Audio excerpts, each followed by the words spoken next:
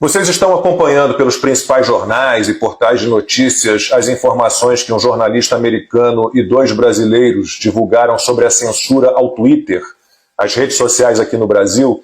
Não, não estão, porque esses veículos simplesmente resolveram ignorar o assunto. Assim é o jornalismo que desistiu de ser jornalismo. Ele escolhe as histórias que vai contar e aquelas que vai abandonar, seguindo interesses próprios, dos seus aliados, dos seus amigos. Depois conta as histórias que escolheu, da maneira que quiser, sem preocupação com os fatos, com a busca pela verdade. Então procurem se informar com jornalistas de verdade.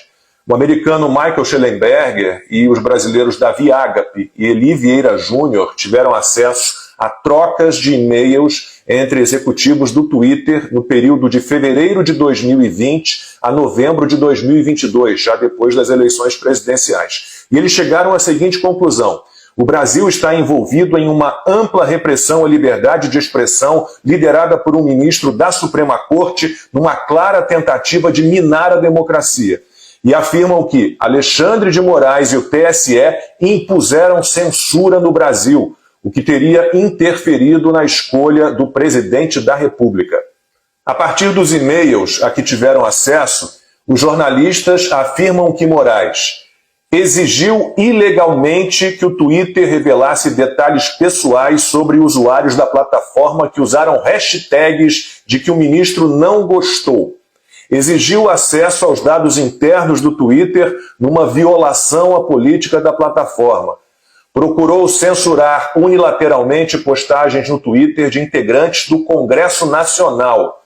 Procurou transformar as políticas de moderação de conteúdo do Twitter numa arma contra apoiadores do então presidente Jair Bolsonaro.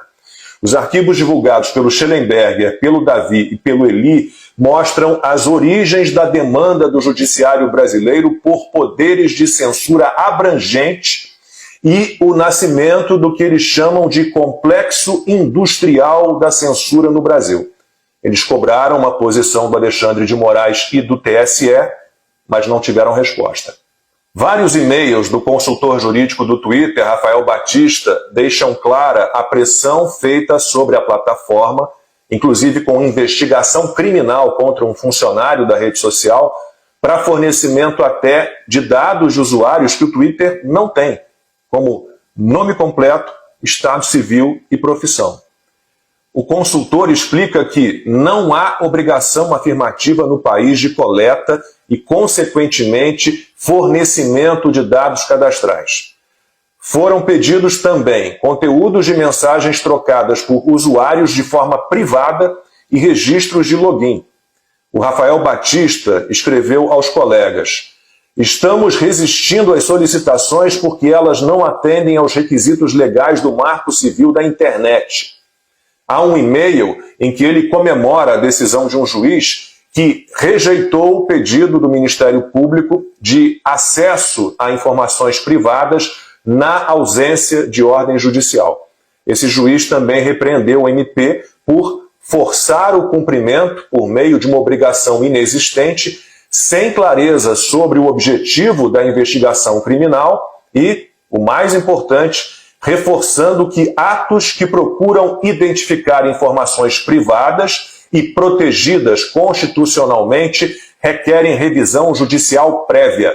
Uma colega do Rafael Batista no Twitter, Regina Lima, respondeu: infelizmente estamos vivendo tempos estranhos no Brasil. Estamos assistindo a uma tendência preocupante em termos de pedidos agressivos de aplicação da lei e de ordens judiciais que restringem os direitos fundamentais. Há também um e-mail do chefe jurídico do Twitter, Diego de Lima Gualda, em que ele diz: há um forte componente político nesta investigação e o tribunal está tentando pressionar para cumprimento. Em agosto de 2021, Batista dispara outro e-mail. Parece que o tribunal quer os identificadores de contas que teriam adicionado certos tipos de hashtags e não quer que essas contas sejam sugeridas a usuários. Ele acrescenta: o próprio presidente Bolsonaro e vários de seus apoiadores estão sendo investigados neste procedimento. Em outubro de 2021, Batista avisa que o Twitter iria reagir porque não havia indícios de ilegalidade no uso de hashtags e porque o TSE exigia divulgação em massa e indiscriminada de dados privados de usuários, o que caracteriza violação de privacidade e demais garantias constitucionais. A situação piorou em novembro, com os tribunais emitindo amplas exigências de censura, ordens para que contas fossem removidas globalmente, não apenas no Brasil. Em março de 2022, o diretor jurídico do Twitter para a América Latina diz que se encontrou com Alexandre de Moraes e ficou surpreso ao ver agentes da Polícia Federal e técnicos do TSE trabalhando na investigação de hashtags. O tribunal seguiu pressionando o Twitter atrás de dados privados de usuários sob a justificativa de circunstâncias excepcionais e para prevenir possíveis atividades ilegais. Um dia depois de assumir a presidência do TSE, Alexandre de Moraes deu prazo de uma semana para que o Twitter fornecesse dados sobre estatísticas de tendência para as seguintes hashtags: voto impresso não e voto democrático auditável, e mandou que o Twitter entregasse informações de assinatura e endereço IP de todos que usaram a hashtag voto democrático auditável. Se a plataforma não cumprisse a ordem, pagaria multa diária de R$50 mil. Os 3 jornalistas responsáveis pela divulgação dessas informações ouviram o jurista brasileiro Hugo Freitas, que disse o seguinte: postar hashtags para promover mudanças legislativas é totalmente apropriado para uma democracia e não é crime previsto pela legislação brasileira.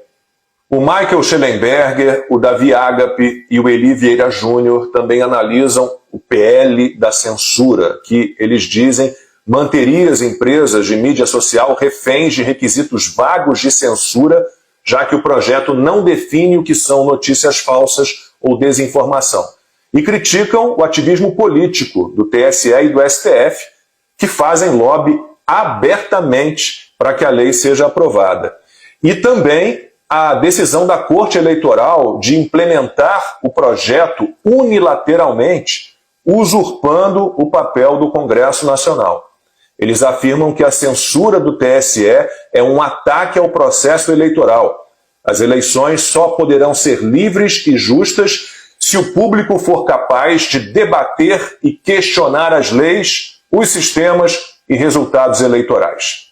Diante de tudo isso, é revoltante que a imprensa tradicional não esteja tratando desse assunto.